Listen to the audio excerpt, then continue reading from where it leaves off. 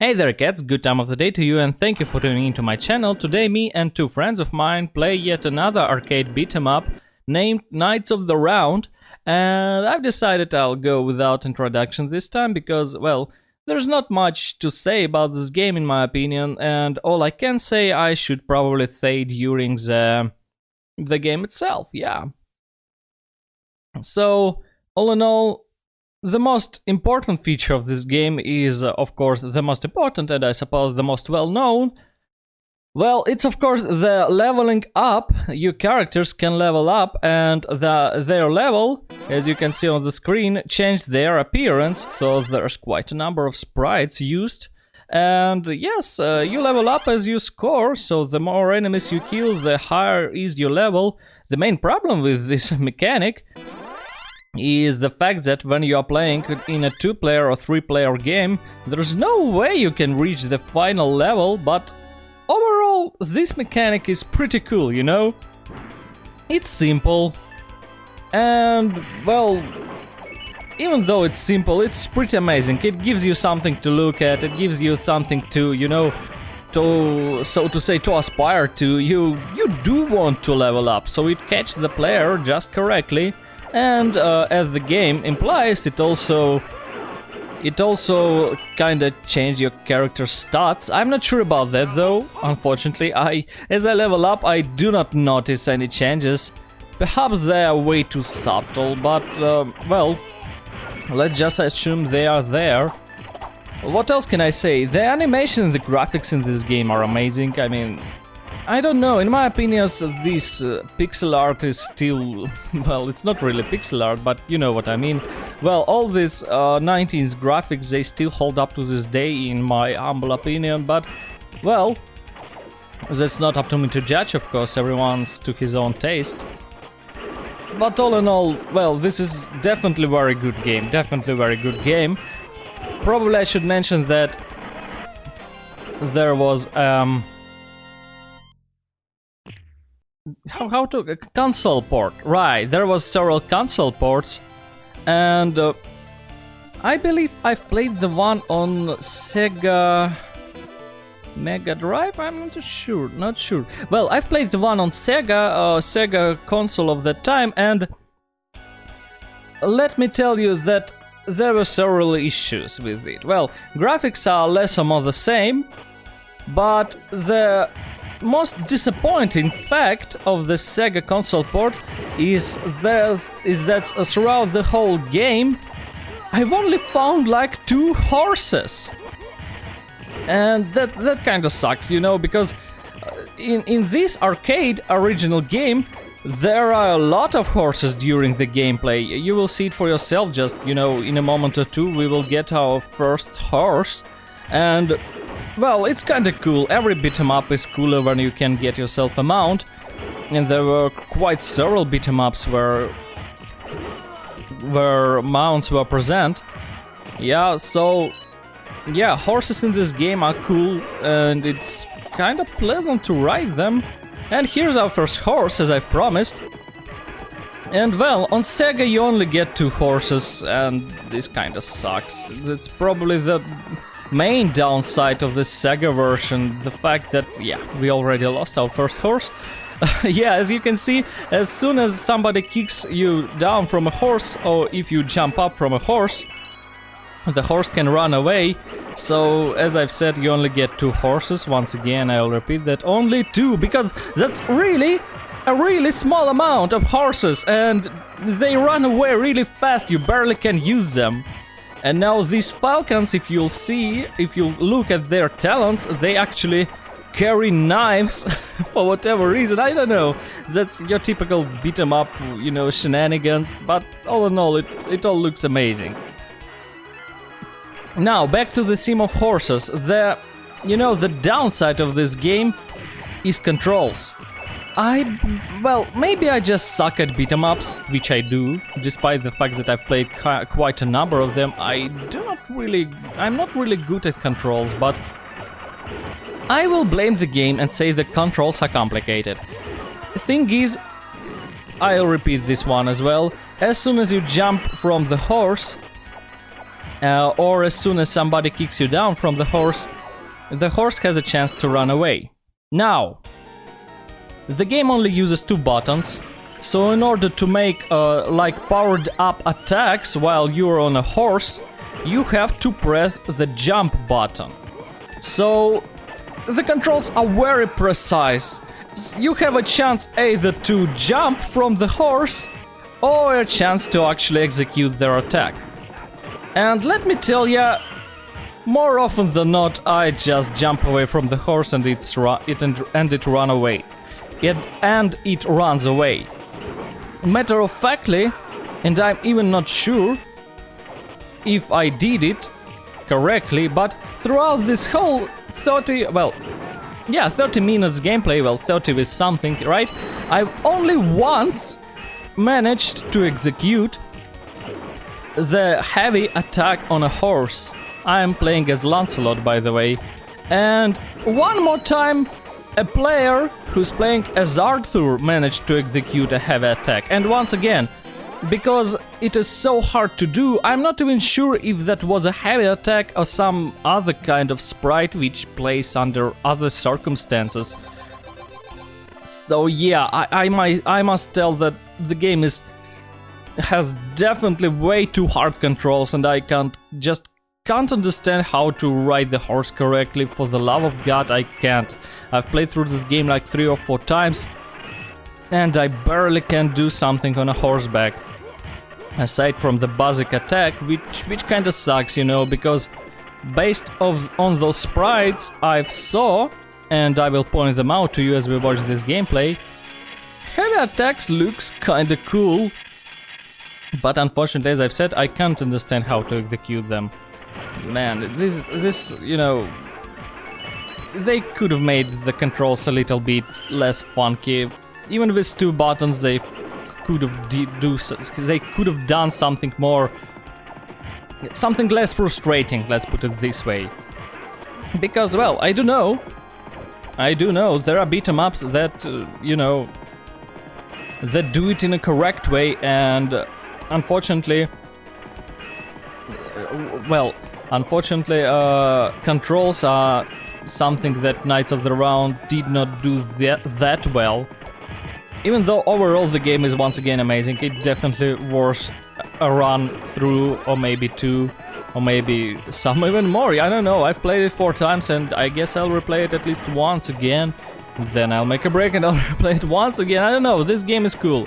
This game is cool, and even though controls are probably its only minus, the only minus I can find. And I'm not only talking about horseback controls, you know, because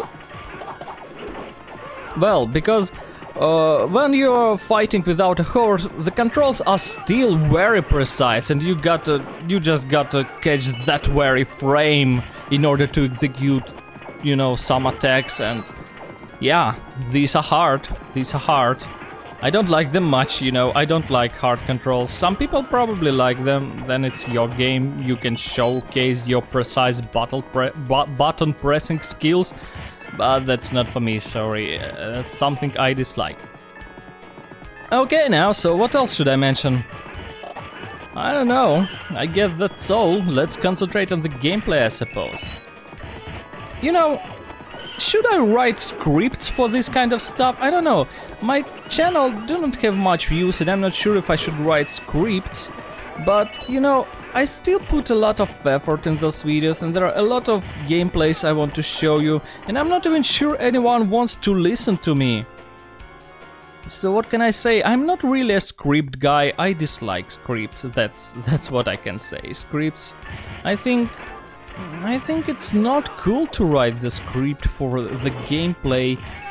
It sounds probably more professional, but I don't think it's the right way, you know. But from another point of view, people who write the scripts, well, almost everyone I know are, you know, huge channels which actually get a lot of views. But I'm pretty sure that if I'll start writing scripts, it won't change the amount of views I'm getting. So yeah, I guess I will stick to my improvising for a while.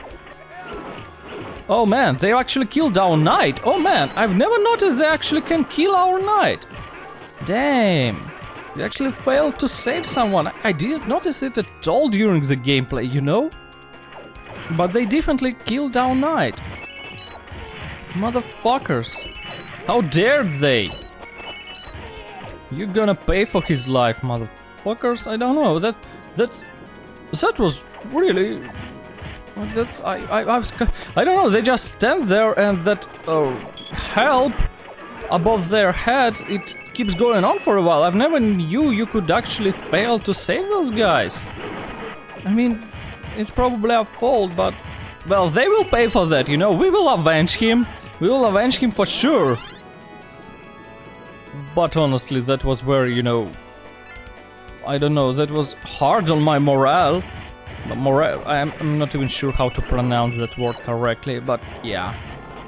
I hope you understand what I mean, because damn, I've never noticed they could kill our knights. Alright. Now that's your fault. Go get them, dudes. Come on, Percival. Mash him hard. Come on. It's okay. It's 3 against 1. Maybe it's not that knightly and honorable, but we're gonna get him. I mean, it's really 3 against 1. He doesn't have much chances. And I mean, it's Lancelot, Percival and Arthur. Just look at that. By the way, I probably should have googled it, but sorry. During the gameplay, I've kind of remembered that there was, let me tell, there was a subplot, so to say, in one of the Knights of the Round, in one of those legends of King Arthur. There was a subplot that somebody slept with his wife. God damn it, that was hell of a mistake to make. So somebody slept with his wife, and I'm not sure who that was. Was that Lancelot? Because I do not remember. Excalibur, ho! I probably should, but I don't. And you know what? I won't Google it. It's not that I want, not the things that I really want to remember. But just in case you are watching this, and just in case you are watching the version with the commentary, yeah, if you remember who slept with Arthur's wife, do write down in the comment section, please. It would be something useful from my channel, you know, for me just to know who slept with King Arthur's wife. Well, why not? So, okay, now it is level 4, right? I mean, I kinda lost it a bit. And overall, this game features 6 levels. This one... Well, this one... All the levels are cool, but my favorite is probably level 5, the one where you're in Japan, I suppose. And in the end, you actually fight kind of samurai, and that's amazing, you know. Because knights versus samurais is always an amazing thing to look at in the games like this. I wish I could play For Honor, but I'm highly against online-only games, so I refuse to play For Honor. But I can only suggest that it's really cool to be a knight in this game and kill several samurais, and vice versa, of course, for the samurai fans. I bet if I'd play For Honor, I'd definitely be a knight guy. That's no doubt, because, you know, Crusaders, all that stuff, it rocks. Samurais, I do not find them that cool. Vikings, I don't know, not my thing, not really my thing, but knights are cool. Oh man, this Phantom is pretty annoying boss, you know, he really doesn't have much of a life bar. And here's another Falcon with a knife, and we actually managed to hit him down. So yeah, he doesn't have much of a life bar, but he's damn annoying. And he can create his dupes, which kinda sucks. Because there's literally no way to understand which one is real. I mean, like in Dungeons of Dragons, when you fight that beast which can create clones of itself, feline looking something. The clones have no shadows, and Phantom creates perfect clones. As far as I know, I cannot distinguish them for the love of me. There's no way I can distinguish them. If there's a way, once again, please do tell, because I can find one. Okay, now let's go on for stage 5. Level 7. Man, that's still a lot of levels to go. I'm not sure if I mentioned it, but overall there are 15 levels for characters. And yeah, you can probably even go to the level 16, I'm not sure about that. I've never got that far because, well, because it's hard to level up in this game and you got to score a lot. But level 15 is definitely reachable if you're playing alone. Luckily, you do not need level 15 to like complete the game or something. And well, I'm not sure when Percival gets his final sprite, but Lancelot gets his final sprite on level 12 or 13, and Arthur gets his final sprite even earlier. So yeah, you do not really need level 15 for anything, just saying. Oh boy, I do hate those Skywalkers and their jumps and stuff. If there is an enemy who like really managed to get to me, it's those Skywalkers. Alright, now eyes on Arthur. He will surely perform what I assume is a heavy attack on a horse soon enough. Here he comes. Oh yeah, have you seen that? The horse like it I don't know how to say it on English, but it like reared up or something like that. It like threw its front hooves in air. And there's another one. Have you seen that? Yeah, that's something like that. Or maybe I'm wrong, I don't know. Oh, and here horse jumped somehow, and that's crazy. I don't know how he done it. I will never be able to repeat that. Something. No, I believe when it threw front hooves in the air, it's not like that. But when the horse jumped, now that's crazy. I was never able to repeat that. I will be able to do something else, I believe. Or maybe I will not. I've only now noticed them. My horse ran away. I've never noticed how often these horses do throw their front hooves in the air. Maybe it's just a regular attack. Maybe I've just, you know, tripped. But that jump attack, that was something special for sure. And no one of us will be able to repeat it. Well, Percival is not much of a horse rider, so he won't even try. But me and Arthur, well, we will not be able, and that's crazy that he actually done it, because I've tried it the whole game. Oh man, well, whatever. Horses are still cool in this game, and to ride a horse in Knights of the Round is one of my favorite arcade experiences. Was I mistaken? There are probably 7 stages after all, because this is stage 5, and this means stage 6 will be in Japan. So yeah, I believe there are 7 stages after all. Pardon me. By the way, if you're on a horse against a boss, this works amazing because, you know, horse riders definitely do some additional damage, so you just chew through bosses while you're riding horseback. And yeah, stage 6 is in Japan, which means stage 7 is the last one. I'm pretty sure that the stage in Japan is before the final stage, so yeah. Here we go! Unfortunately, the only guy who is Japanese in this level is, you know, the final boss, and all the others are just your regular enemies as far as I remember. It's understandable who would write and draw a lot of new sprites just for one level. Yet, you know, Could be cooler. could be cooler. If like there were some special sprites for the enemies just for this level, but yeah, probably too much effort. Too much effort for what is probably nothing. Alright, now.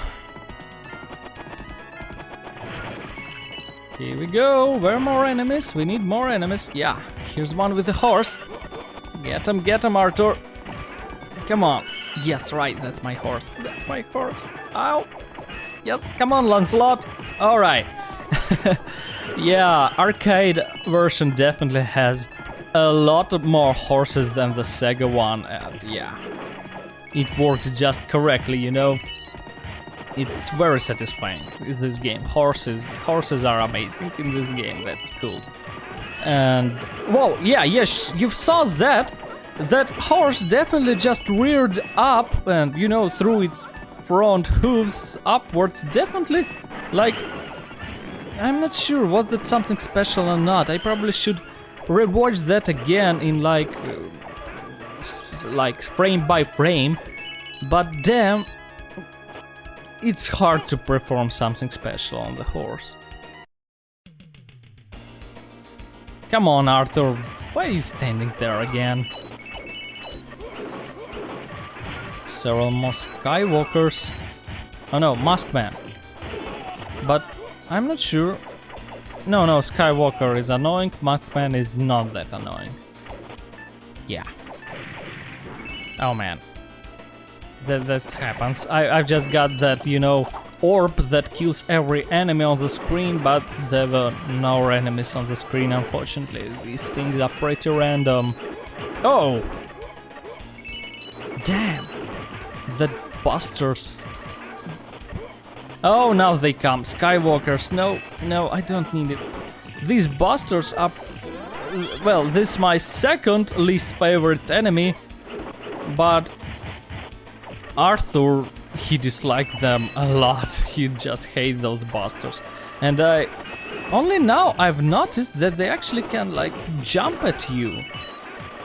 There are a lot of things I do not notice during the gameplay, and that's one of the reasons I actually record those, so I can take a look at the gameplay myself later. That's not only for YouTube, that's for myself as well.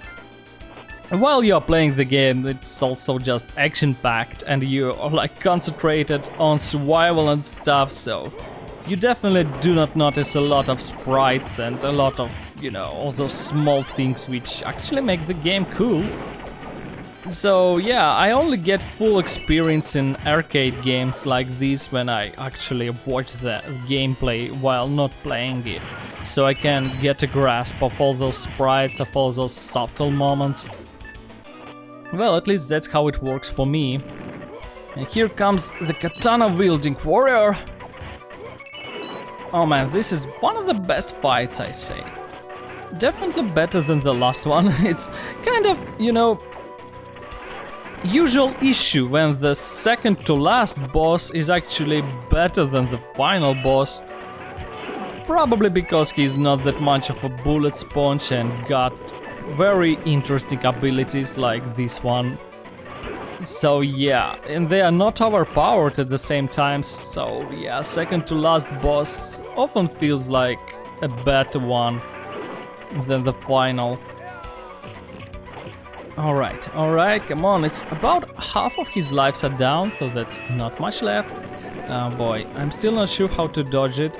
I'm pretty sure there's a block in this game, but once again, in order to block, you actually have to press back right before the enemy attacks you. And this is one of the things that are very precise in this game. The blocking is almost impossible to me. I'm definitely not the one who is up to the over-precise controls. I'm more like just button mash guy. Especially in a beat-em-up where everything's going on so fast. And even though I'm telling that, I gotta mention that Knights of the Round is pretty slow-paced beat-em-up. And still, it feels kinda very fast, especially when you're actually playing it yourself. So right, Muramasa down, let's go on to the final stage.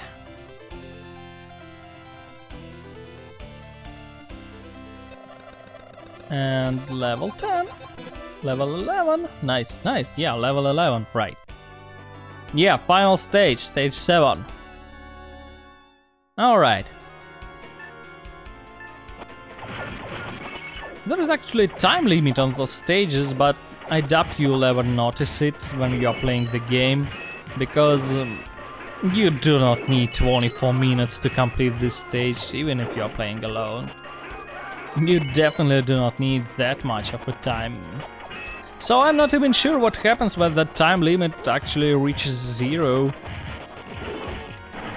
And I guess I won't check, like, I don't care. I'm not sure what you have to do to spend 24 minutes on this stage.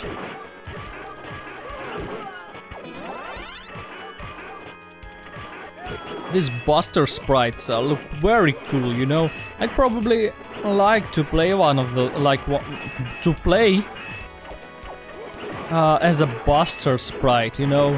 But unfortunately, even this kind of modding is definitely possible in beat-em-ups. It requires some effort, but it is possible. Usually the effort does not worth it because the enemy sprites has significantly less attacks and animation than player sprites, and in this game especially the player sprites can level up, so playing as Buster is definitely not that satisfying in the game like this one, because yeah, as I've said, leveling up in this game is really cool. It works just as planned, I suppose. Okay, and we are in a castle already. So this stage also has several sub-bosses, namely there will be that phantom dude again, which I do not really like, but yeah, it's not like you can avoid him. I believe we're already pretty close to him. And we've got a level up, nice one. Okay, several more my tigers, white ones this time. And several more busters. That's okay.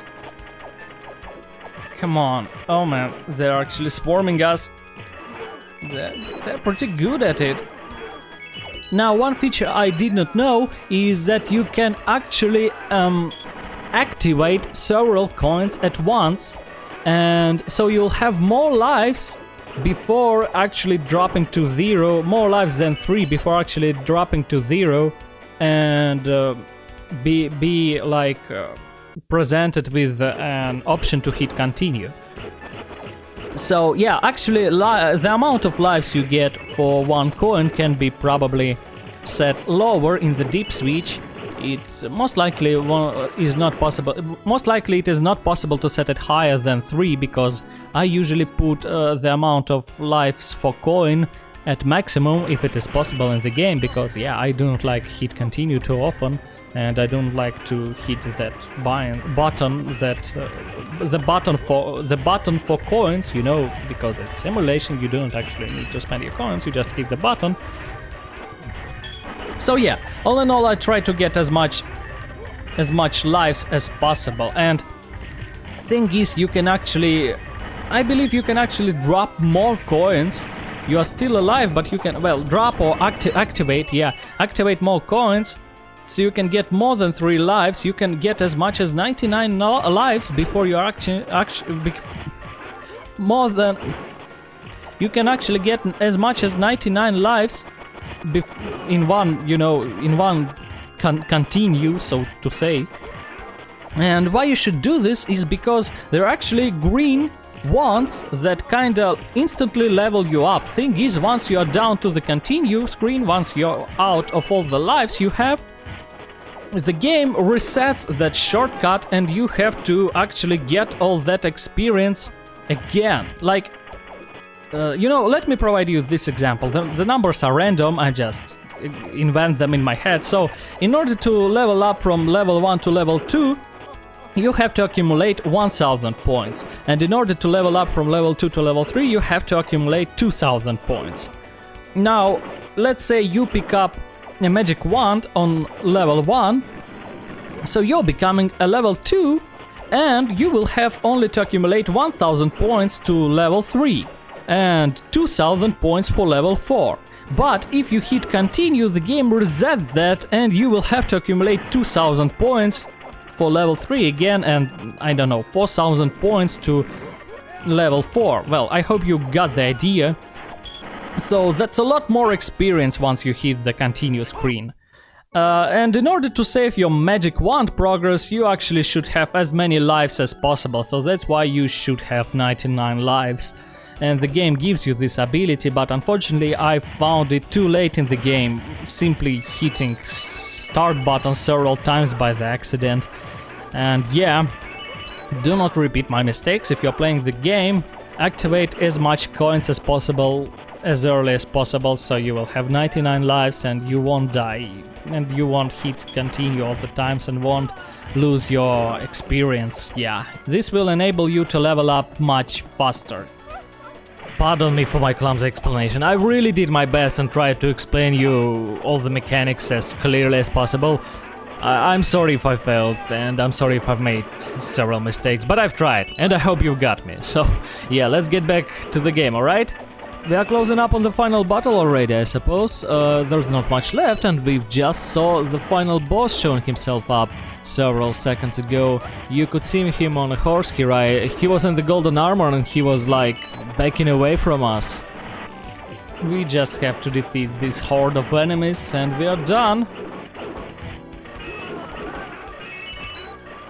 Just several more. Just one more. Okay. And they're done now. Oh no, one is still alive. Now they're done. And here comes the final fight. By the way, as far as I remember, on Sega, the boss doesn't ride the horse as well. And you start the fight on foot. Now just wait when we will get the horse. Just a little bit more. We can get his horse, I'm telling ya. Come on. Come on, give us your horse right now. Okay. So just look at this. Here. Oh, Percival actually got the horse. And just look. Oh man. He fell. Just look how hard. Yeah, just look at Garibaldi health. Every hit with from the horse, it takes a tremendous amount of health from him. It's really amazing how horse can be like the very decisive tool in battle, because yeah, horse provides a lot of horse acts as a huge damage amplifier, so to say. When you are not with the horse, you do much less damage to the enemies when you're on foot, yeah. Alright, so now comes the final screen, and thing is, you can actually choose which character will pick the Holy Grail. But thing is, if it's Percival or Lancelot, they will just say that no, Holy Grail is not for me, Arthur should take it. So there's no reason for anyone except the Arthur to take the Holy Grail. Well, unless you are playing alone and you are actually playing as Percival. Well, unless you are playing alone, yeah. Unless you are playing alone or with one of your friends and none of you picked Arthur, yeah, then Arthur should not take the Grail. But in all the other cases, I think it's just stupid if Arthur won't take it. So yeah, if you're playing with 3 players and somebody else takes the Grail, you get kind of a very awkward cutscene where Lancelot or Percival grabs, well, kind of walks toward the Holy Grail and just say, no, that's not for me, sorry for coming to it. Yeah, that kind of stuff. And I've actually managed to get that final sprite on Percival just in time for the final cutscene. Yeah, I've got enough experience of the final boss in order to, take that final armor. Yeah, final set of armor. And that's it, I suppose. only credits left. Sorry for another awkward commentary. I did my best. I really tried, you know, but messed up everything I could mess up. Probably I should write script after all, so I will just read it from the paper, and I guess there are less chances to mess my reading. Because, you know, I have troubles into, like, instantly turn whatever I have in my mind into words on English, but while I'm writing it, I have time to correct it and streamline it, and then I'll just read it. I guess that will be better. But yeah, that's about it. Once again, only credits left, and I'll leave you with them. Thanks for being with me, cats. Hope you liked it for what it's worth. Stay tuned for more. Good luck.